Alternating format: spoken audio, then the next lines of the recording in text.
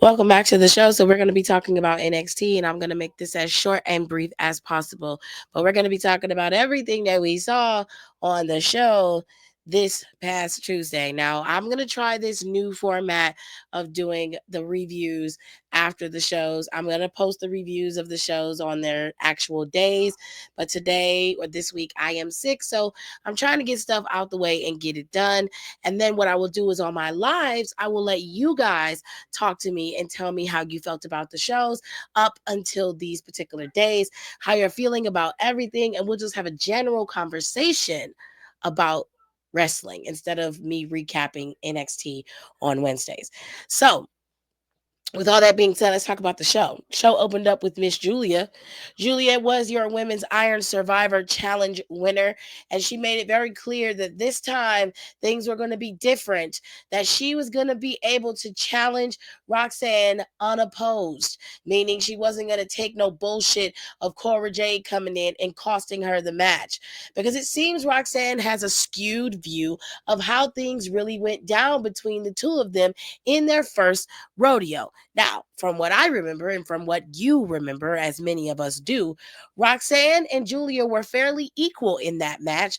Roxanne had a leverage and so did Julia, but both women could have easily won that match unopposed. However, with Cora Jade coming in to lend the assist to Roxanne, this gives her a lot more confidence and a lot more push because she feels that she's protected due to her newfound renewal of friendship with Cora Jade. Now, me personally, I think that this is some bullshit. But storyline wise, in terms of Roxanne, it does make sense. No matter who she goes up against and who she is challenged by, even though they may seem to be stronger, bigger, and better than her, she always finds a way to be able to continue her reign as champion. And she has been champion for almost a year.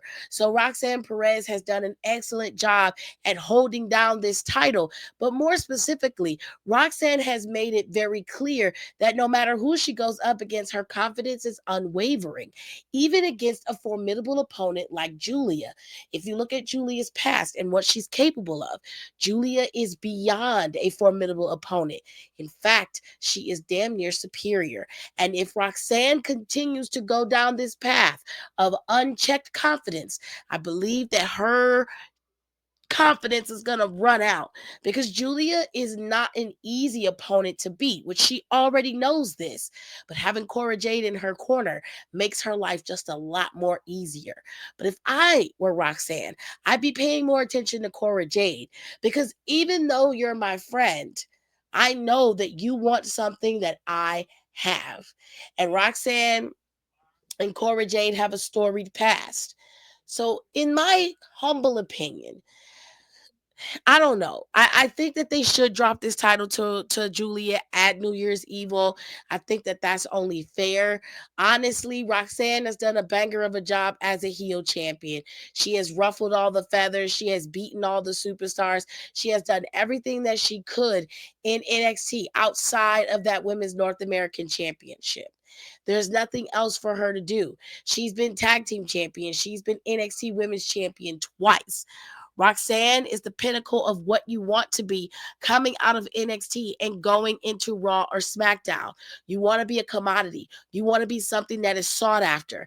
And Roxanne is that girl. If I don't see her in the Rumble this year, I'm going to be very, very disappointed in Uncle Trip Trip and Papa Michaels, okay? Because both of them should know better. If she is in the damn Rumble, something is wrong. And it's just that simple. But to finish out how this segment played out, Roxanne came out there and basically said, we've been through this before. That song and dance has been done. I have beaten you, and you know you can't beat me. So I don't have to worry about you and what you can do and what you're capable of. None of that is of any concern to me. I already know I can beat you. So at New Year's Eve, it's going to be a cakewalk. So for you, for you, this is a one and done thing. This is a you live free, you die hard. You know what I'm saying? You gotta throw caution to the wind and dive head first into this, because if you don't, this is gonna be your last chance. Whereas I'm gonna continue to walk away as champ, and you're gonna be chasing after my smoke. And Julia was like, nah, let's fuck that. Let's blow all this shit right now, bitch. Let's battle. Drop the microphone. And then Cora Jade walks out. And Cora was like, you ain't gonna be able to go make it to New Year's Evil. We're gonna make sure you don't. And she was like, just in case you think your little friend's gonna come out here and help you, Stephanie ain't gonna help your ass either. Cause she in the back. And I can guarantee you there's no question as to who took her ass out. And that's when they show Stephanie back there. She done got beat up by Cora Jade's infamous black kendo stick. Okay. So they beat up Julia, and that's when Kaylani came out for the save. Kaylani came out there and helped them, and that's where they evened the odds. And Roxanne and Cora Jade were running scared. So now we come to the next segment, which was the match up between Javon Evans and Wesley. But before we get there, we're gonna talk about some of the backstage stuff. They showed the part where Ethan Page was distraught. He doesn't know what he can do now because he no longer has the NXT championship. He's no longer the flap shit guy, and he feels lost. He says he doesn't know where he stands or where he is in this particular business at this point. And so Tony came up to him and said, listen, I know you're in a bad space. I know your head is all over the place, but I'm willing to give you a shot at the North American Championship to kind of boost your ego. No pun intended. And Ethan turned him down. He said, this title is beneath me. I was the NXT champion. Okay. I was on top of the mountain. I put this company on my back. Okay. I had this brand rolling through me. It was NXT. It was NX me, all ego. And you want me to get the second title? No. Tony was like, all right, cool. I'm sure somebody else would want to be North American champion. So anybody else? And they had a bunch of takers. And once Ethan saw that, he was like, wait a minute. Okay, you're right. You're offering me an opportunity. I'm gonna take it. And he was like, I don't know. I don't want you to diminish yourself. And he was like, well, I need this. I need this to prove that I can beat you and become North American champion. Tony was like, all right, cool. I see you out there. It is a little funny. Now, we also had a segment between No Catch Quarter Crew and OTM. OTM walked in on No Catch Quarter Crew. And basically before that, we saw Lexis King talking to Charlie. Lexis King wants to have another shot at the championship, which Charlie told him that he would think about it. And of course, OTM came in to kind of discourage Charlie's encouragement of his guys and Ren coming very close but short to getting their opportunity and needs met at the Iron Survivor Challenge for Ren and the championship match with Tavion and Miles. Now, as they came in, OTM was just like, man, we knew y'all wasn't gonna win. We told y'all wasn't ready for the big time. And them niggas was like, well, basically, if you hadn't been in our business, we wouldn't have to worry about that. And Ren was like, well, they were very close. And Jada was like, Ren, baby, like, girl, if I had not a ducked, you wouldn't have fell into that win to be in the Iron Survivor in the first place. So you should be thanking me. And she was like, but if you had a ducked, you would have been knocked out. So, and I was like, ooh. And so she was like, but I can knock your ass out right now. And Ren was like, please don't. Please don't. I'm like, girl, one thing Ren gonna do, Ren is funny. I'm sorry. One thing Ren know how to do, and that is be a comic relief, bitch. That bitch is funny. She is funny, okay? But child, I don't know where that's gonna lead, but we gonna get into it. Now, here's how I'm doing these after shows. These after shows are recorded during the show. So you're getting my live, unapologetic reaction to everything that we're seeing. And instead of me just waiting until after the show is over and recording everything, I'm recording it as it's playing out. So however I see it is however I see it. Get mad, scratch your ass, and get glad. I don't care. Okay? It is what it is, baby. But we're going to get into it. Wesley and Javon Evans had their match, and this came about last time they met, which was backstage at the Iron Survivor Challenge. Both men had suffered a severe loss, even though they put in an amazing performance. And whilst Wesley was sulking and wallowing in self pity, Javon Evans was a happy camper. He was happy because he was there. He was happy because he competed. And he was happy because he did so well. Even though he came up short, he still had a smile on his face. And Wesley was just like, you back here jumping around, you happy, you're not even thinking about the fact that you just lost, man. And Javon Evans was like, Wes, you need to calm down. Like, we had a banger of a match. No, it didn't go my way, but it ain't no point in me sitting here dwelling on the past. It's time to move forward. Which is Javon Evans is in his, in his corner. I mean, fair. Dwelling on your failures does not make you a better competitor. Learning from your mistakes is what makes you a better competitor. Learning from your failures is what makes you a better competitor. Why are you dwelling on them as if you need to sulk in your loss and in your pain and turn that into fuel for you to beat somebody? No, it doesn't work that way. That's not how the world works.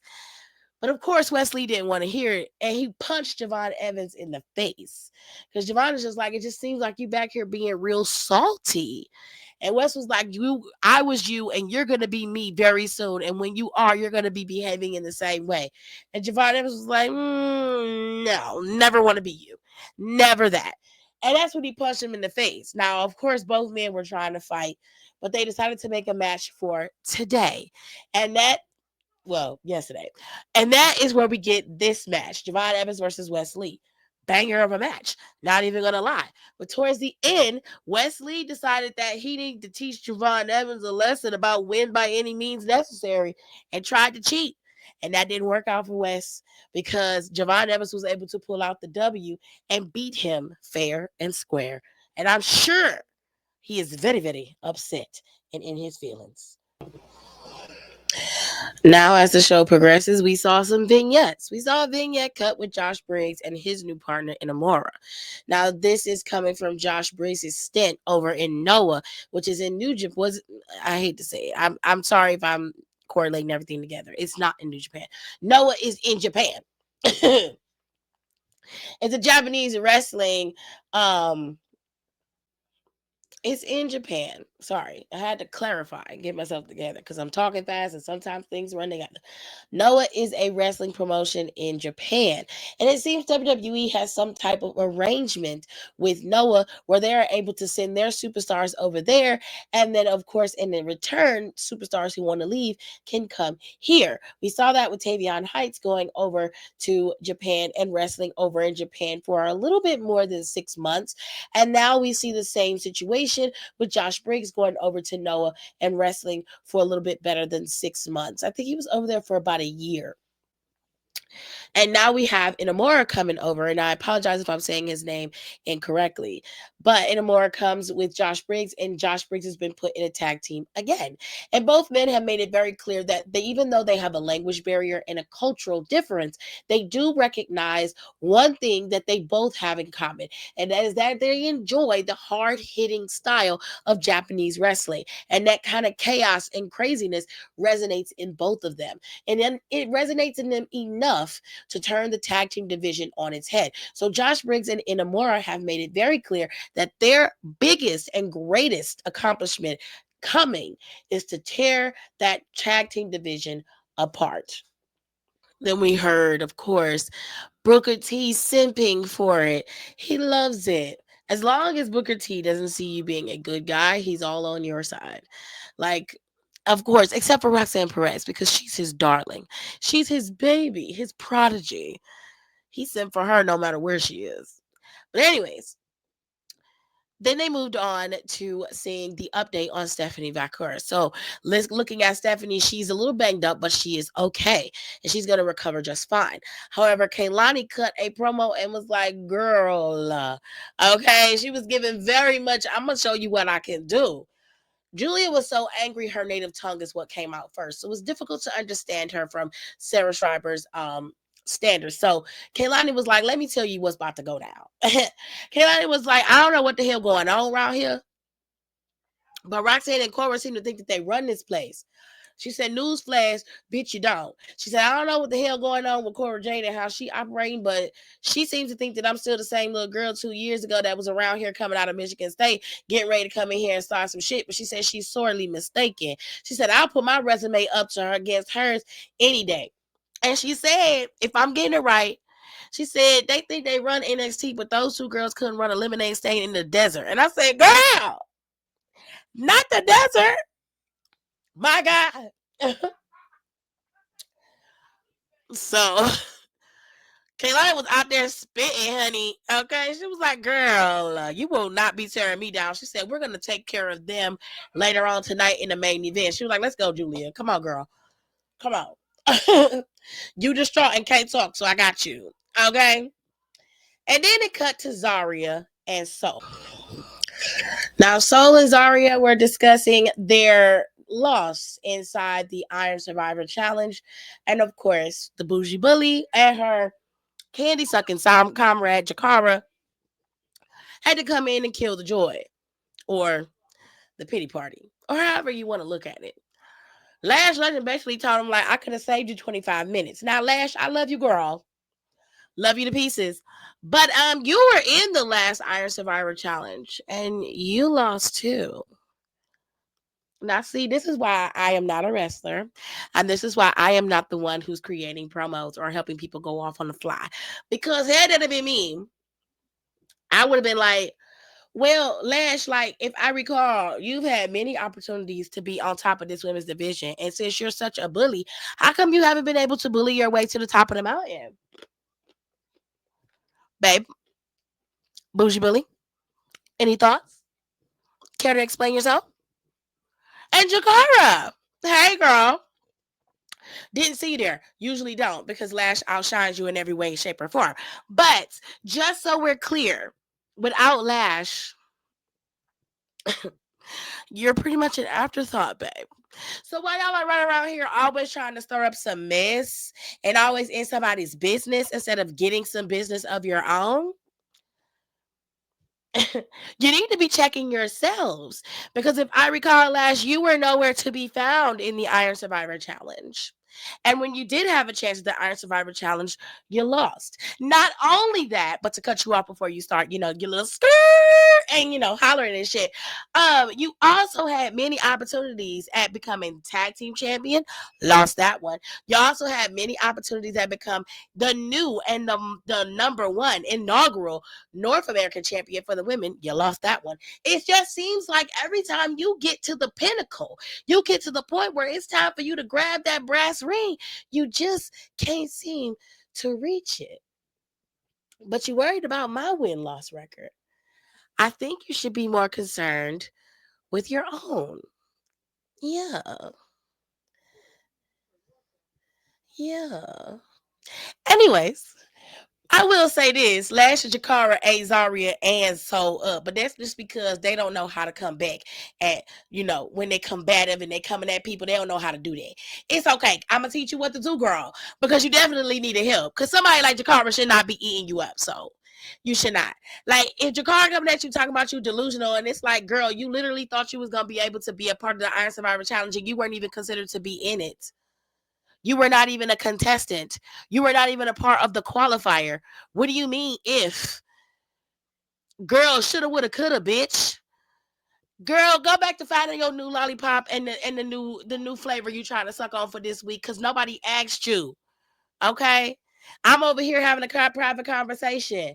Nobody asked for the peanut gallery and her bully mate to come over here and start talking shit.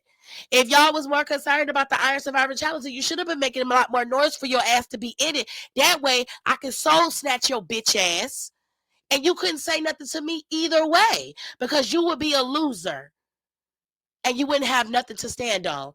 But it just so happens that you're a loser without even being in the match, and that's a damn shame. You weren't even considered. You were an afterthought, not even processed to be a part of the qualifier. Sad. But you got the nerve to be worried about whether I lasted. If you could save me 25 minutes, bitch, you could save me an hour, and I still would be better than you. I'm still more of a commodity than you. I'm still at the top of the mountain while you're still looking up trying to figure out why you can't get to where I'm at. But it's cool, you know? Do you? Because even as a bougie bully, you still ain't getting nothing. You still ain't going nowhere. You still worrying about bullying instead of worrying about capitalizing on all the opportunities you done had. Girl, you done been everywhere. Girl, you done went all the way to Saudi Arabia, and you had to go all the way to Saudi to lose. Girl, all the way to Saudi to lose. What's tea? If we're talking about delusions, you would be right next to the definition, bitch. But that's just me. That's just me and my business. But you know what? We gonna move on. We gonna move on. Tyreek and Tyson had a match against Hank and Tank today, and yesterday. And while I like Tyreek and Tyson, I think Tyreek and Tyson are going to be amazing when given the opportunity to shine the way that they could. Tyreek or Tyson, I can't. Don't get mad at me because I don't know which one is Tyreek and which one is Tyson. Okay, don't be mad at me. Oh yes, I do. I seen it. It was on a. It was on their gear. I remember. Tyreek is upset that Tyson is, shaking hands with Hank and Tank even after they've suffered a loss. They lost their match tonight against um Hank and Tank. And to be honest, I feel like they should have won.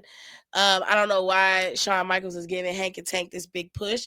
But to be fair, I want to see some more black teams making it. Like they took Idris and Malik and they didn't really give them opportunities to really be at the top of the mountain of the tag team division, although they could have been tag team champions multiple times.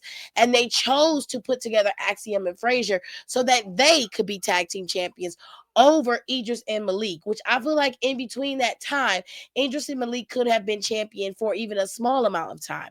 But they didn't do that. They did it their way, and I hate them for it. Anyways, you have a formidable chance when you have a formidable tag team in Tyreek and Tyson. I call them the Tempo Bros. And I feel like if given the opportunity, they could really shine as a tag team. Microphone wise, they're okay. I haven't seen them cut longer promos just yet, but from what I've seen in terms of now and previously, they're okay on the microphone. Tyreek is quite frustrated that they keep suffering losses and he doesn't want to shake hands after the match is over. Rightfully so. I don't blame him. But Tyson seems to be more of a competitor and understands that he was bested and he's not mad about it. He's just like, okay, y'all got me this time. So he pretty much shaking hands and it's over. But Tyreek isn't like that. Tyreek walked away without shaking hands. Like, I'm not finna shake your fucking hand. You just beat me, bro. Like, I'm good. And he walked away. So Tyson doesn't really understand what's going on with his tag team partner. And it seems like there's a little bit of discourse being developed between the two of them. Personally, I hope they pull it together and keep it together because I like them as a team. And I think they would work better and shine better as a team. Hank and Tank, however, they work well together. They're funny, they're cool, they're cute. They make really good matches. They're fun to watch in the ring. However, I like Tyson and Tariq. I like them. I think that as a tag team, they would be great. And if given the right opportunity, them and OTM going at it in the ring, it's going to be money. Are you fucking kidding me? Please. Now, the next segment on this show was Obafemi. Obafemi came out and made it very clear that he came back to NXT for one thing, and that was to get the NXT championship. It was time for him to take his rightful place as the ruler of all of NXT. And in the midst of his talking, that is when Trick Williams came out. And Trick Williams didn't really get the chance to say anything because unexpectedly Eddie Thorpe came out there. Eddie Thorpe accused I'm going to explain this to you so you can understand because later on it will make plenty of sense at the end of the show. But to make things a little bit easier, in case you don't watch it and you're just listening to me recap it, I'm going to run everything together so you can kind of understand why he did this and how it led to him getting what he wanted. Eddie Thorpe comes out there and accuses Obafemi of attacking him. Obafemi pretty much says, "You didn't see me do it, and that's a serious accusation. Did you see me do it?" Eddie says, "No, I was attacked from behind." And of course, Obafemi ignores him and continues to berate Trick Williams. And he tells Trick Williams that the only reason why he was able to be NXT champion was because he let him be NXT champion. The only reason why the Whoop That Trick era has become as big as it is or actually exists is because he let it exist. And that at New Year's Evil, he is going to take that championship away from Trick Williams. And of course, he walks away. Now, Trick Williams did have a rebuttal, and he basically told him that they was going to fight it out. Now, Eddie Thorpe watches him walk away, goes to Trick Williams, and basically antagonizes him into getting what he wants. He antagonized him and basically was like, "You supposed to be the champion. You supposed to get the injustices, the things that have happened to me, the injustices I have suffered. I should be getting retribution. I was coming in here to ask you for a championship shot due to what happened to me because I didn't get to have the opportunity that I was supposed to have in the Iron Survivor Challenge. But here we are. And it's all because you ain't worth it. You ain't what you say you are. Basically trying to gaslight him into giving him what he wants, which Trick Williams has been going through that his entire title reign. Both title reigns, if we're being fair. First time he got the title, everybody was calling him a nothing, saying he wasn't going to last more than 6 months.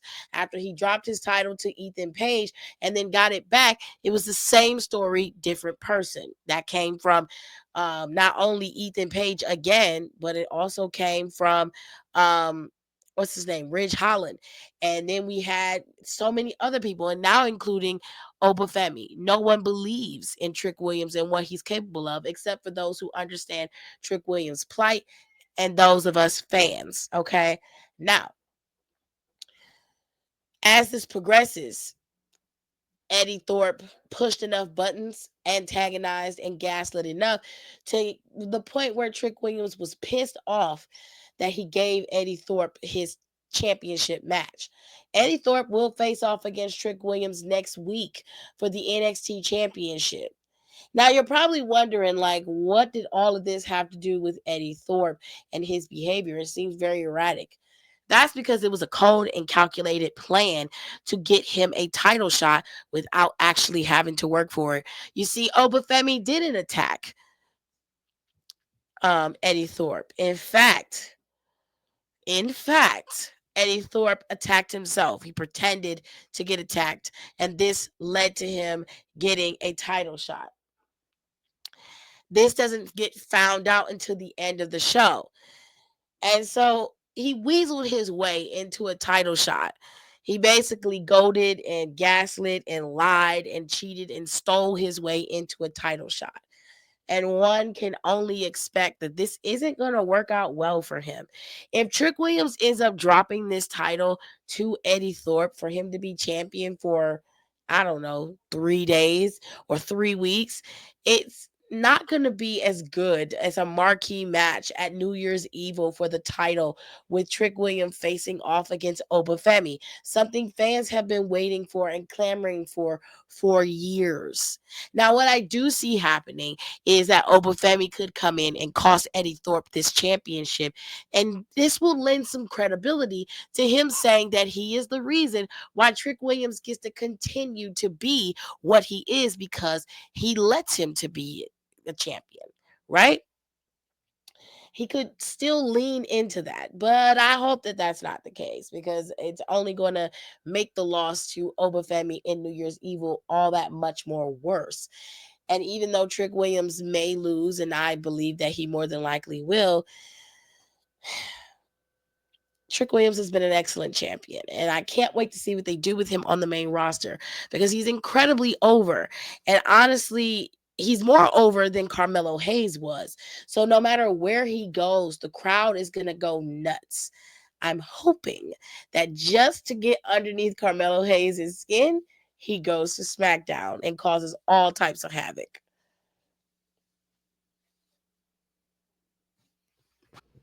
Fatal Influences match was up next, and the girls were in the back having a little conversation about Gigi Dolan.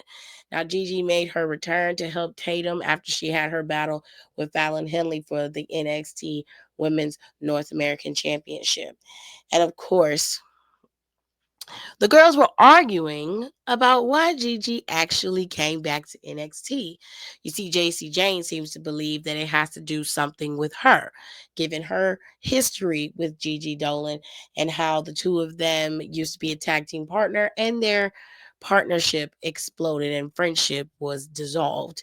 And of course, Fallon seems to believe that the reason why she's come back to NXT is because of her NXT North American Championship. Now, me personally, neither of them are important enough for her to return to NXT. I don't understand how you could be that self centered to the point where you believe a person has come back to work specifically for you.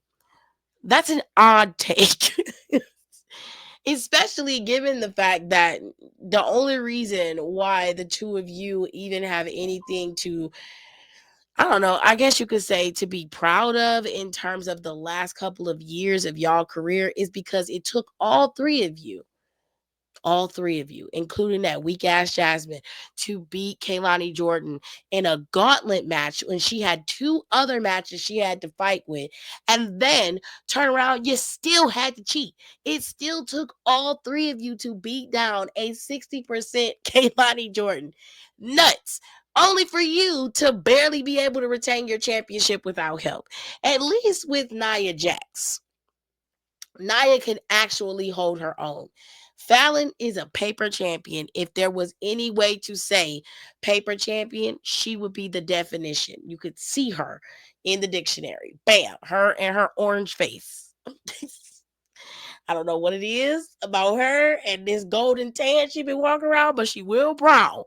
She is real brown. Her and Braun Breaker are fighting for the brownness. Okay, it's like, girl, you are not melaninated. You will never be melaninated. It's okay for you to be a little bit darker. But at this point, you think you're borderline looking mixed, bitch. Okay, we can't tell. All right. So you might want to be careful. Just be careful. Okay. You're almost giving blackface at this point. Like, girl, just relax. Relax on the tanner and dark makeup. Relax on it. Okay. You can bronze and contour. You know, you ain't gotta add all this heavy tanner bronze on your face and you got darker makeup. Oh, it's weird. Y'all turning the heels and all of a sudden you gotta be black too. I don't get it. I don't understand the correlation or logic of it. Cause prior to that, you barely was touching the sun. You was looking real white. You was real milky white. You ain't no white woman no more. You look like you mixed, and it's weird. Just calm down on the tanner. You gonna be all right. I promise. Okay. Okay, girl. They got to arguing over why Gigi came back. And Fallon was like, well, I think she came back to get my title. And JC was like, no, she came back for, and Jasmine was like, it don't matter. We need to take her ass out. You know what's the problem with Jasmine, the only one who makes sense. Because it really don't matter why the bitch there. It'd be the same way if it was anybody else. Like, first of all, they came back because y'all are the ones running around talking shit and talking about you running the division. You understand that when you do that, you pull people out the woodwork, right? You understand that when you're popping off at the mouth, you cause people to band together who more than likely under normal circumstances would not band together to take y'all out because you're popping off at the mouth. This is your fault. The reason why she came back, I wouldn't say it's because of y'all, but I will say it's because she don't want y'all to be over here thinking y'all gonna take over everything. And of course, she got to run it back. Gigi ain't had an opportunity to have a true singles run in NXT, whereas JC Jane had plenty of opportunity, but she didn't take advantage. And then she went the roundabout stupidest way that she could. Child, meanwhile, your homegirl Fallon is the one who got the championship, and you had to help her get it. I know that's got to sting. That's got to feel like garbage. Okay, you got to be like, oh, I want this bitch to have the title. That's how I'll be. Well, they had their match, and like always, Fatal Influence cheated. Same playbook, different story. We're tired at this point. At this point, it is almost expected for them to cheat. They've never won a match as a team without cheating. So I'm not surprised that they did. They always, as soon as a match turns to it not being a fair match, where, well, not necessarily a fair match, but to the point where they know they're getting ready to lose and they know they're getting ready to be beaten, they always find some kind of way to cheat. Fallon got on the apron, distracted the ref after Jasmine had the referee distracted. Fallon got on the apron and pushed Tatum off the top turnbuckle. This gave JCD outing to do her finisher, which is basically just a really strong forearm punch to the face. Honestly, it's not even a clothesline. It's just a forearm hit to the face. That's pretty much it. Um, I'm sorry, but it is. And yeah, so that was it. That's it. Bada bing, bada boom. And they won.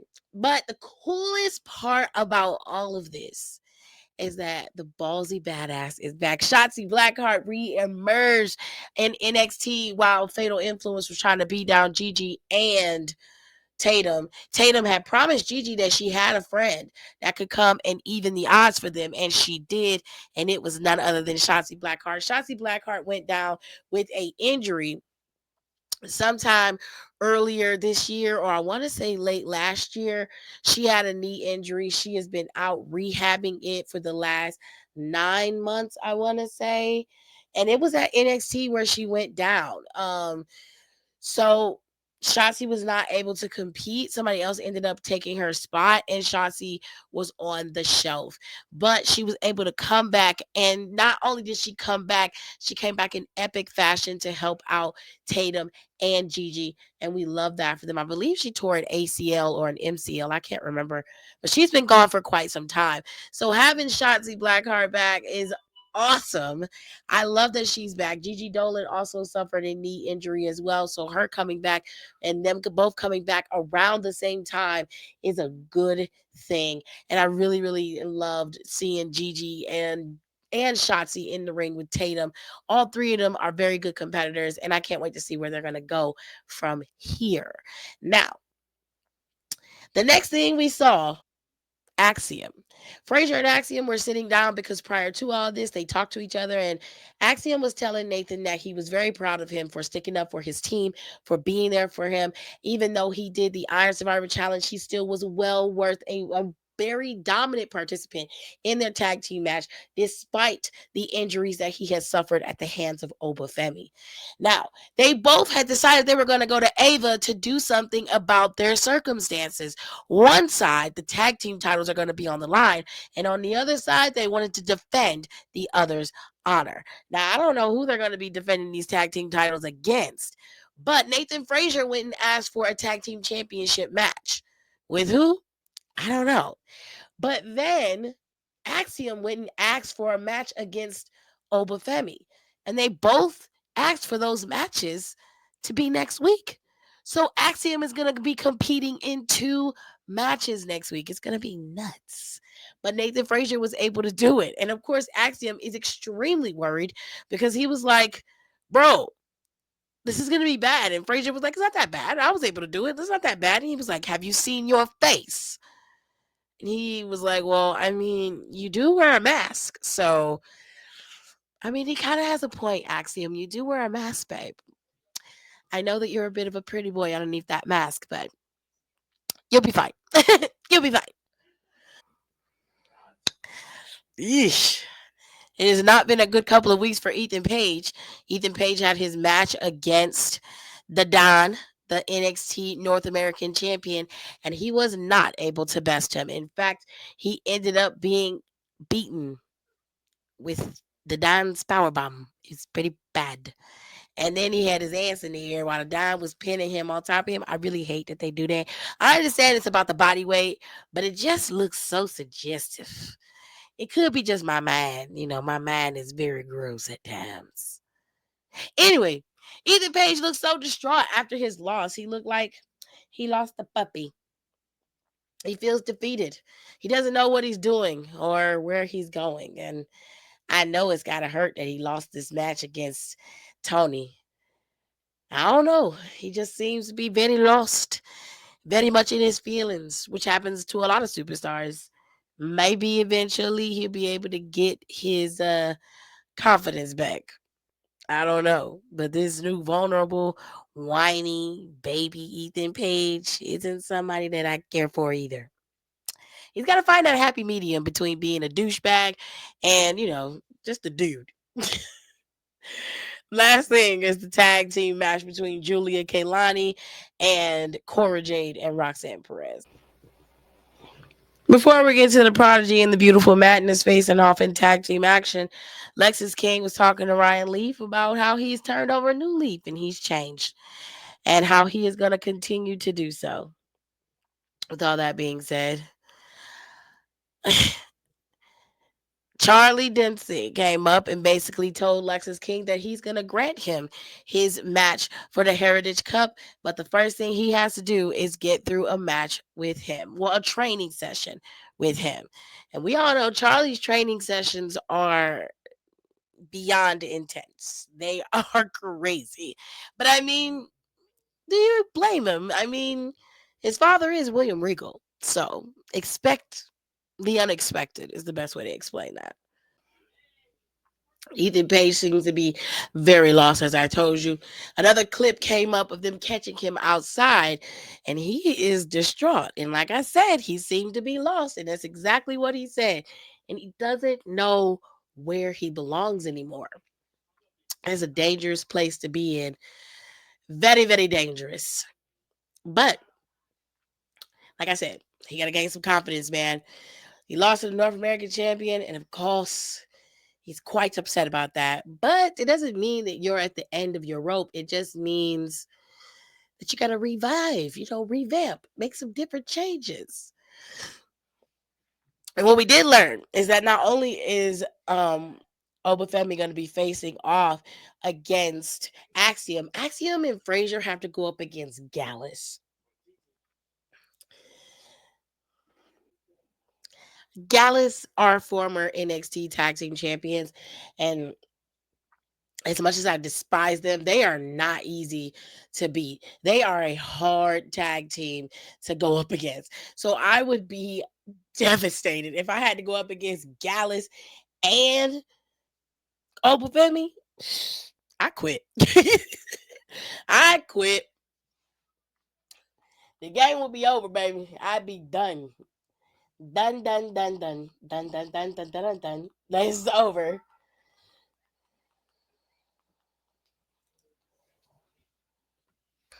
In this match with Cora Jade and Roxanne Perez, Julia, and Kaylani, they split the team up. Cora distracted the referee, which would allow for Roxanne to do the pop rocks on Kaylani, which took her out. She was delirious. She was thrown back in the ring. Julia and Roxanne ended up fighting into the back, which allowed for Cora Jade to hit a DDT in the ring and pick up the W. Now, of course, I think it was a DDT. I could be wrong, but it don't matter. And of course, Kaylani ended up losing, which I hate that for Kaylani because she's been doing excellent. But I mean, they won by cheating, which is how they've been winning their whole lives in this fucking excuse me, in this division. This is how they've been winning, okay? And at this point, I'm just tired because I know Cora Jade is capable. I've seen what she can do, and I know Roxanne is beyond capable. We all know what she can do. It's just the cheating just cheapens it. It makes it so fucking cheap. Anywhoosies, they ended up, leaving. Kaylani ended up leaving, and that's when Stephanie came back out there, beat up Cora and broke her black kendo stick, and then she chased Cora out of the arena. And like I told y'all at the end of the show, the last thing we saw was Eddie Thorpe signing his contract and admitting that he lied, manipulated, and cheated his way into a title shot. Because, of course, I didn't have to go through 25 minutes of hell to get it. But what you're about to go through is about 6 or 7 minutes of an ass whooping and not being champion. And you'll just be frowned upon this entire time. No one's going to care. And at this point, you, Eddie Thorpe, have pretty much sealed your own fate. With all that being said, I hope you guys enjoyed my recap of NXT. Next week, we're going to have a couple of matches. Title shots are going to be given. Eddie Thorpe will face off against Trick Williams. The tag team titles will be defended against former tag team champions Gallus, and Axiom will take on Oba Femi. And we're going to have a tag team match between Zarya and Soul going up against Lash Legend and Jakara. It's going to be a fun time next week. And I'm sure Gigi and the girls, Gigi, Shotzi, and Tatum are going to be facing off against Fatal Influence in some kind of promo or something like that. But of course, we're going to have to wait till New Year's Evil to see the results of the matches that have already been set for the card, which are Trick Williams facing off against Oba and Julia getting her rightful one-on-one against Roxanne. I just have to wait and see how that plays out. But we're also going to see next week, Charlie Dempsey is going to have Lexis King in his training for the next week. So it's going to be very, very interesting. With all that being said, I hope you guys enjoyed my recap of NXT, and I will see you guys next week. Bye. If you don't want to see me,